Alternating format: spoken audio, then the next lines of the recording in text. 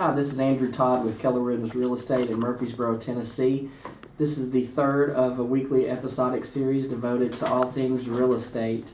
Tonight we're going to be talking about one of my favorite topics in real estate, and that is working with first-time home buyers. It's one of the major reasons why I got into real estate. I remember how proud I was of my first home and how much I loved that feeling of owning my first home, and it's a blessing and a joy to be able to share that with people and help people get that feeling too. So what I'm going to try to do tonight is kind of go through a list of questions that first-time home buyers have, and take what is normally a 15 to 30 minute discussion and try to get it nailed down here in 3 or 4 minutes.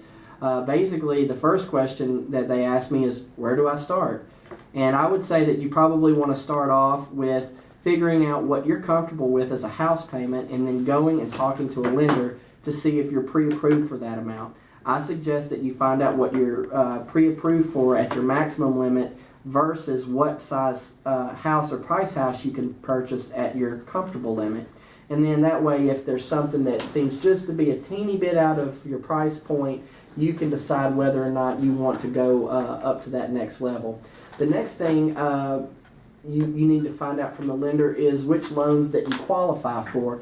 There are basically 5 major types of loans in the Middle Tennessee area that they pretty much cover the whole gamut of what it is that you're going to be looking at. FHA is one. That's probably the most popular one. Conventional. There's also a VA loan. There's also a THDA loan. And then there's finally a rural development loan. I could go on for minutes and if not hours on these different types of loans and the advantages and disadvantages of all 5.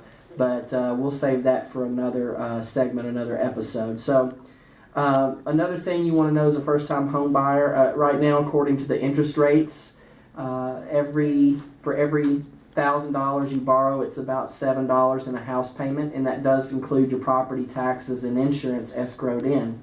So if you borrow $100,000, you're going to have a $700 house payment. Another thing that I want to talk about is once you start to look for homes, part of the negotiating process and the ins and outs and all the angles you can use, I myself as a realtor will go and look up the tax records. I'll make sure that the square footage is jiving with what it's being advertised at. I also make sure that I find out how much the previous owners had purchased it for, and most oftentimes I can actually find out what their loan amount was for. And that way we can see through some deductive reasoning about what they owe on it and if there's any room for them to move. Sometimes you get some sellers that are pretty staunch and they stand firm, and then sometimes you look for things like are they transferring out of state? I usually ask questions to the listing agent and then kind of let them divulge the seller situation if they're willing to do that, and then we use that information when we write the offer. Typically, today's current agent in this market gets about 96% to 97% of the current list price, whether that's them giving you 3 or 4% towards your closing cost or them coming down off the price 3 or 4%.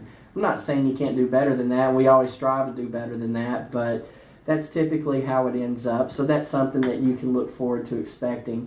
And then once you guys have a binding agreement locked on the offer, you end up lining up home inspections, lining up termite inspections, because you want to make sure that you're catching all the things that are wrong with the house up front before you close on it.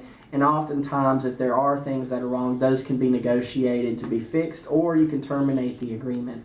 You'll also be expected up front to pay for, to give what we call earnest money. Earnest money is a check that you write to typically the listing company. They cash it and hold it in a special account, and it prevents the seller from looking at other offers. Usually that's the purpose of earnest money, so that you have time to have your home inspections, you have time to make sure the bank will give you financing, you have time to get a clear termite letter, and that's the purpose of earnest money. And then when you close, that earnest money comes back to you as a credit against your closing cost, and that's typically how that works. And then your realtor should be able to find you a good termite inspector or home inspector. If they've been in the business for a while, they typically know a good one. Not saying that you shouldn't do some research yourself.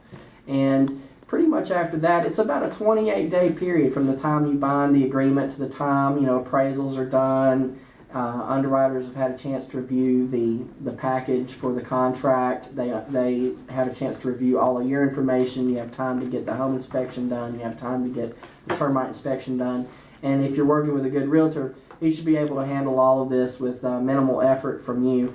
About the only responsibility you have is to turn paperwork in a timely fashion to the lender. And believe me, when they say jump, you need to jump and get it done quickly, because there's a lot of activity going on in the real estate market today, and lenders can get behind. So another thing that I want to mention, and this is a big aha for first-time home buyers. A lot of them don't realize this, but usually if you close somewhere in the beginning towards the middle of a month, you're not going to end up having a house payment for nearly 2 months. I'll give you an example. Today's October the 1st. Let's say you were to close on a new home on October the 10th. Then your first house payment wouldn't be due until December the 1st. You don't have a house payment in November.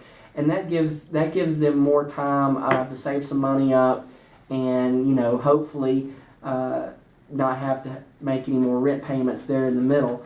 And be able to move into their house, and that's usually a big aha and a big revelation for first-time home buyers. So I wanted to make sure that I snuck that in there. And there's a million other things to talk about. I could go on and on and on, but we're going to keep this short and sweet. I hope you guys take some of this information and use it. And give me a call at 615-427-8730. Again, 615-427-8730. Thanks, and have a good one.